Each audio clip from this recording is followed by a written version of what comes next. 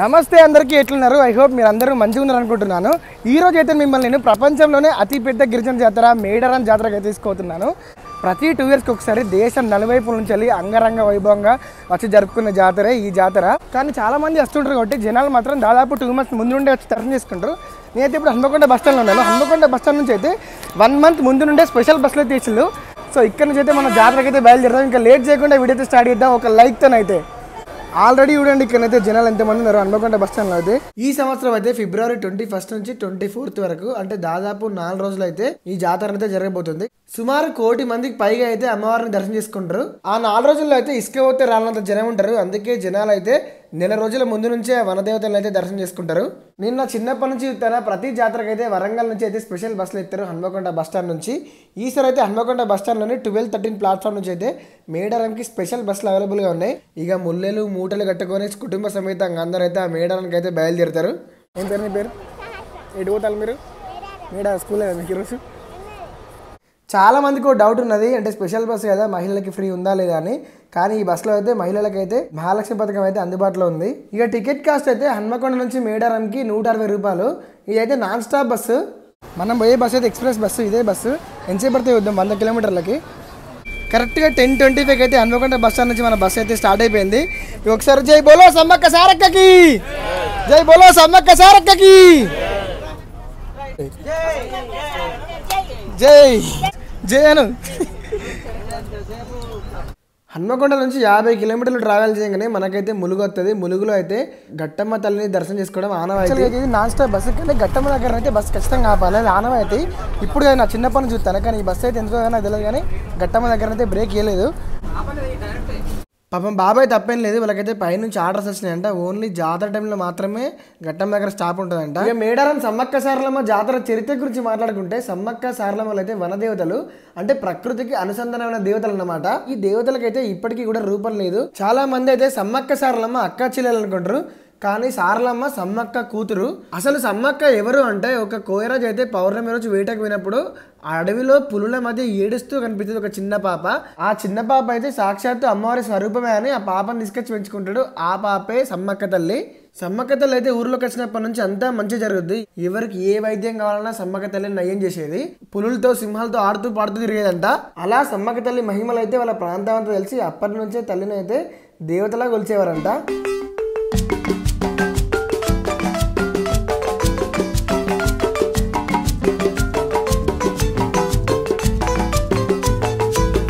గంటల ప్రయాణం తర్వాత దాదాపు 100 కిలోమీటర్ల ప్రయాణం చేసిన తర్వాత మనం వచ్చినాం మేడారం సమ్మక్క సారక్క జాతరకి. ఇదంతా మేడారం బస్ స్టాండ్. ఇంకా పనులను జరుగుతాయి ఇప్పుడిప్పుడే. ఆయన చూడండి బస్సులన్నీ ఆగినాయి. చూడండి బస్ స్టాండ్కి వచ్చినట్టు ఈసారి ఎంత స్పేస్ ఉందో. చిన్నప్పటి నుంచి అయితే చాలాసార్లు వచ్చిన మేడారం జాతరకి. ఈసారి ఫస్ట్ టైం అయితే మీతో వస్తున్నా. ఆయన ప్రయాణం కూడా నాకు ఎక్కడ కూడా బోర్ కొట్టలేదు, ఒక్కరినే వస్తానే అస్సలుకి అనిపించలేదు. ఎందుకంటే మనకి బాబాయ్ని పిన్ని కూడా పరిచయాలు. బాబాయ్ నమస్తే చెప్పండి వాళ్ళకి ఒకసారి. థ్యాంక్ యూ సో మచ్ బాబాయ్. రైట్ మరి కలుద్దాం. ఇక్కడనైతే ఇంకా వర్క్స్ అయితే జరుగుతాయి. ఆయన బస్ స్టాండ్ నుంచి అయితే టెంపుల్ దాదాపు 1 కిలోమీటర్ ఉంటుంది. జంపన్నకి అయితే 2.5 kilometers ఉంటుంది. మీకు ఒకవేళ కావాలంటే ఇక్కడ ఆటోస్ కూడా ఉన్నాయి, ఆటోస్లో కూడా వెళ్ళొచ్చు. ఇక్కడ నుంచి జంపన్నకి అయితే ఒక్కరికి 30 రూపాయలు అంట. కానీ అయితే నడుచుకుంటూ పోవాలండి, నాకు మొత్తం చూసుకుంటా మీకు చూపించుకుంటా మీతో మాట్లాడుకుంటూ పోవచ్చు.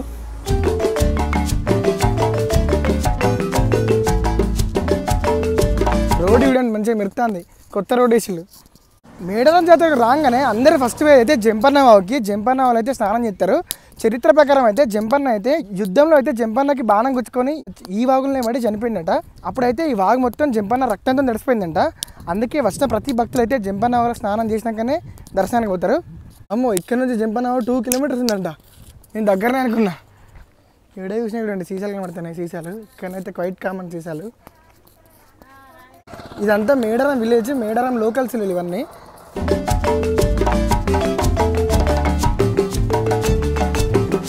నేను మొత్తం ఖాళీగానే అనుకున్నా, కానీ కొంచెం ముందుకు లాగానే జంపన్న పోతుంటే చూడండి ఎంతమంది ఉన్నారు. దాదాపు మెయిన్ సెంటర్ నుంచి జంపన్నకి అయితే 1 kilometer ఉందంట.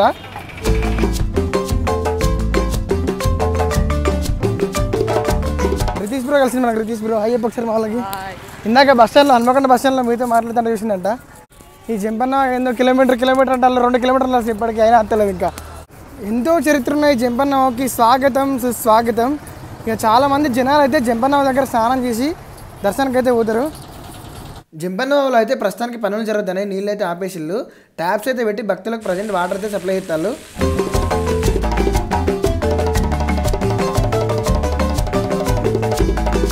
కళ్యాణకట్ట కూడా జింపన్నవాగు ముందే ఉంటుంది.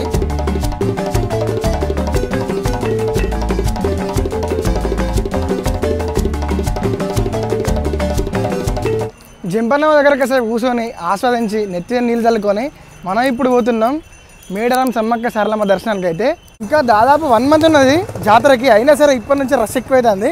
నేను అనుకున్నాను కానీ ఎక్కువనే ఉన్నారు మంది. అయితే సమ్మక్క తల్లికి అయితే భక్తులు బంగారాన్ని సమర్పిస్తారు. బంగారం అంటే బెల్లం, ఎత్తు బంగారం అంటారు. అంటే మనం ఎంత వేడి ఉంటామో అంత బంగారం అయితే అమ్మవారికి సమర్పిస్తారు కోరిన కోరికలు తీర్చినాక. చాలా మంది అయితే జాతరకి ఓన్ వెహికల్స్లో వస్తారు. ఇంకా ఒకప్పుడైతే ఎడ్ల బండ్లు వస్తుండే, ఇప్పటికి కూడా కొందరు అయితే ఎడ్ల బండ్లు కూడా వస్తారు. జాతరలో గాంధీ తాత కనిపించిండు, కానీ ఇట్లా నిల్చోవడం చాలా కష్టం. ఇంత మందిలా కదలకుండా నిల్చోవాలంటే నా దృష్టిలో కూటి కోసం ఏ తప్పు చేయకుండా కష్టపడి పని చేసుకోవడంలో తప్పే లేదు. మీరు ఇక్కడ స్టే చేయడానికి హరిత హోటల్ కూడా ఉంది. చాలా రూమ్స్ కూడా ఉంటాయి, కానీ దాదాపు చాలామంది అయితే జంగల్లోనే టెంట్లు వేసుకొని ఉంటారు. టెంపుల్ దగ్గరికి పోయినా కొద్దీ ఫుల్ రష్ పెరుగుతుండే. మీరు ఇక్కడ చూడండి వనమూలికలు ఉన్నాయి, ఇవన్నీ వనమూలికలు అంట. ఇక్కడ ముందు కనిపిస్తుంది కదా టెంపుల్ మెయిన్ సర్కిల్. ప్రస్తుతం అయితే రష్ తక్కువనే ఉన్నది. అయితే ఇంకా నిన్న మొన్న అయితే చాలా మంది ఉండే అంట, మా ఫ్రెండ్స్ అయితే వెళ్ళి నిన్న. ఆ వనదేవతల్ని దర్శనం చేసుకోవడానికి అయితే ఇదే మెయిన్ ఎంట్రన్స్ ముందు చూడండి జనాలు అందరూ ఫోటోలు వీడియోలు తీసుకుంటారు. ముక్కున్న వాళ్ళు అయితే సమ్మక్క సారలమ్మకి అయితే గొర్రెలని కోళ్ళని బలిస్తారు.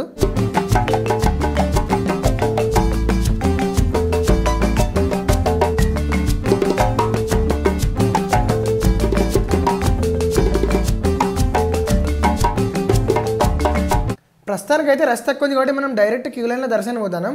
ఇంకొన్ని రోజులు అయితే ఈ క్యూ లైన్లు మొత్తం ఫుల్ అయిపోతాయి. ఇక మెయిన్ సమ్మక్క తల్లి సారమ్మ తల్లి గద్దలది కష్టపడి అయితే బయట దాకా ఉంటుంది లైన్.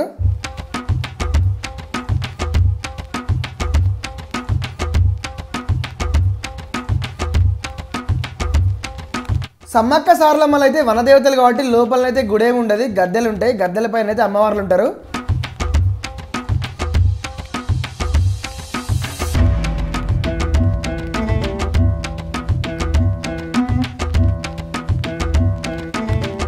ఫస్ట్ అయితే మనం సమ్మక్క గద్దె దగ్గరికి వచ్చినాం. ఇదంతా సమ్మక్క గద్దె. జనాలు చూడండి ఎంతమంది ఉన్నారో.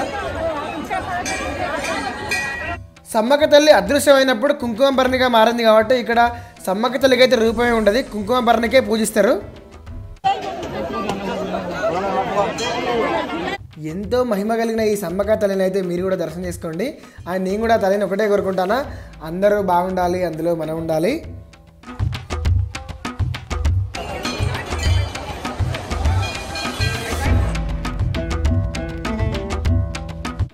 నెక్స్ట్ సమ్మక్క తల్లి బిడ్డ సారలమ్మని అయితే దర్శనం చేసుకుందాం. ఇదంతా సారలమ్మ గద్దె.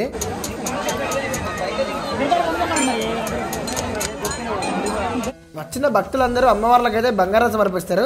బంగారం అంటే బెల్లం. అండ్ ఇక్కడ పూజారులు ఇచ్చే పసుపు కుంకుమ కోసం అయితే ఇక్కడ చిన్న యుద్ధమే జరుగుతుంది.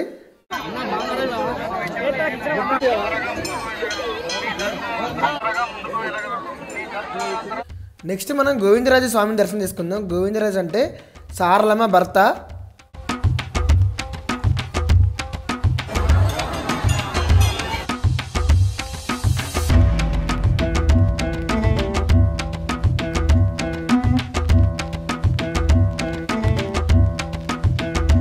ఇక నెక్స్ట్ మనం సమ్మక్క భర్త అయిన పైడిద్దరాజు స్వామిని అయితే దర్శనం చేసుకుందాం.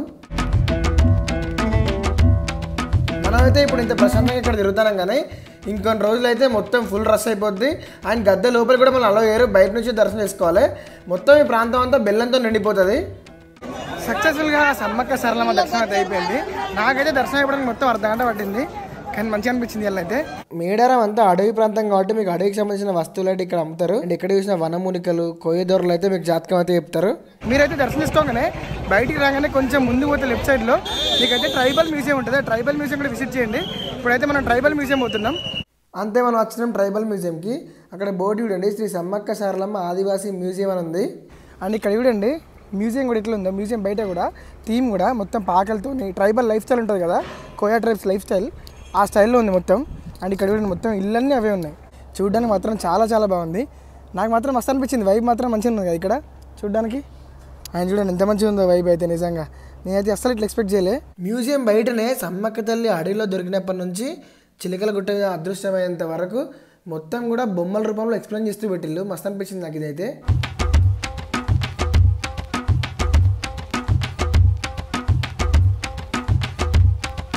అండ్ మనం అయితే మెయిన్ మ్యూజియం లోపలికి అయితే పోదాం. ఈ మ్యూజియం అయితే తెలంగాణ రాష్ట్ర ప్రభుత్వం 2018లో స్టార్ట్ చేసిండు, జనవరి 23 రోజు. ఈ మ్యూజియంలో అయితే గిరిజనుల జీవిత విధానానికి సంబంధించిన వస్తువులు, పనిముట్లు, వాళ్ళ కల్చర్ని మొత్తం మంచిగా చూపించిండు. మీరు కూడా మాత్రం ఈ మ్యూజియంని అసలు మిస్ కాకండి.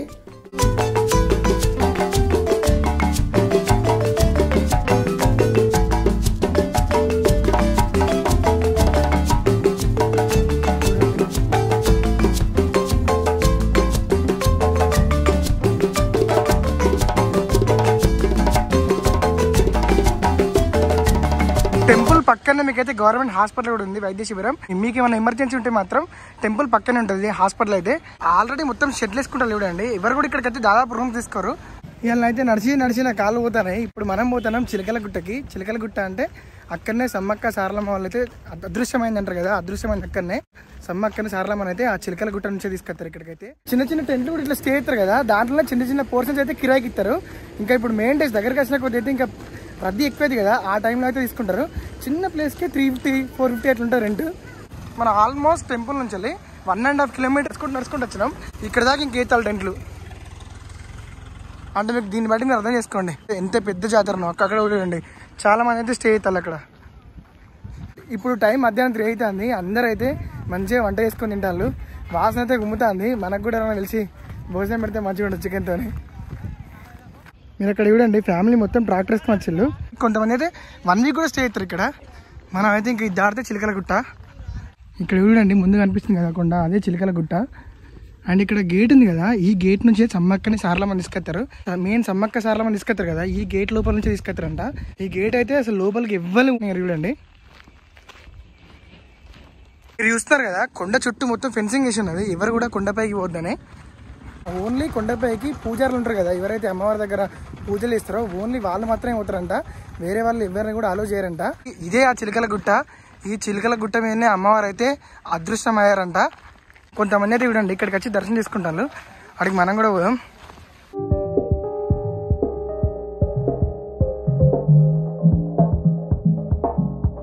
మీరు ఇక్కడ చూడండి బోర్డు ఉంది, చిలకల గుట్ట పైకి అయితే ఎవరికైతే ప్రవేశం లేదంట. మీరు ఆ బోర్డు చూడండి ఒకసారి.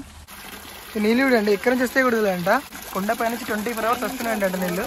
ఈ నీళ్ళు వస్తూనే ఉంటాయి ఇప్పటికి, ఎప్పుడు వస్తాయంటే పైకి పోనీకి ఛాన్స్ లేదు మనం బోర్డు అసలుకి. ఈ సమ్మక్క సారక్క పుణ్య నీళ్ళు అయితే మనం కూడా ఒకసారి రాము. నీళ్ళు మాత్రం సేమ్ మినరల్ వాటర్ లెక్క ఉన్నాయి, ఎందుకంటే కొండ పైనుంచి వస్తాయి కదా. మీరు ఇక్కడ చూడండి ఎవరు పోకుండా పైకి అయితే మొత్తం ఫెన్సింగ్ వేసి ఉన్నది కదా, మొత్తం ఫెన్సింగ్ వేసి పైకి అయితే ఎవరిని మోనీయకుండా. అండ్ కొండ చూడండి ఎంత దట్టమైన కొండలా ఉందో. మొత్తానికి సమ్మక్క సారలమ్మల అదృశ్యం అయితే ఒక దైవ రహస్యంగానే మిగిలిపోయింది. నేనైతే అసలు యాక్చువల్గా చిలకల గుట్ట పైకి పోయి మీకు చూపించాలనుకున్నా, కానీ ఆ పెద్దవాడు చెప్పింది అద్దని. ఇంకా పెద్దలు చెప్పిన మాట సద్ది మూట, పెద్దలు చెప్పిన మాట వినాలి. అందుకని నేను కూడా ఇక అంటే వాళ్ళ కల్చర్కి మనం గౌరవం ఇవ్వాలి. వాళ్ళు అర్థం చెప్పినప్పుడు ఒక వాళ్ళ పూజారి తప్ప చిలకల గుట్ట పైకి ఎవ్వరు ఊరంట, ఈవెన్ పోలీసులు కూడా పైకి పంపారంట. సో అందుకే నేను డ్రాప్ అయిపోయాను. ఇక ఫస్ట్ పోయిన ఏమైనా తినాలి. ఇగో సమ్మక్క తల్లి ఎవరైనా పిలిచి వాళ్ళే భోజనం పెట్టాడు చూడు తల్లి కడుపు నిండా. గైస్ ఈ మేడారం వీడియో మీకు ఎట్లా అనిపించిందో కామెంట్ చేయండి. అండ్ మీరు ఎప్పుడైనా మేడారం జాతర వస్తే మీకున్న మెమరీస్ని కూడా కామెంట్ చేయండి. నెక్స్ట్ వీడియోలో అయితే మిమ్మల్ని సాక్షాత్ సమ్మక్క తల్లి పుట్టి పేరున ఇంటికైతే తీసుకెళ్తున్నాను. మరిన్ని మంచి మంచి వీడియోస్ కోసం అయితే మన యూట్యూబ్ ఛానల్ సబ్స్క్రైబ్ చేసుకోండి. నెక్స్ట్ ఇంకొక వీడియోతో మళ్ళీ మీ ముందు ఉంటాను. అంతవరకు bye bye from Medaram Sammakka Saralamma జాతర.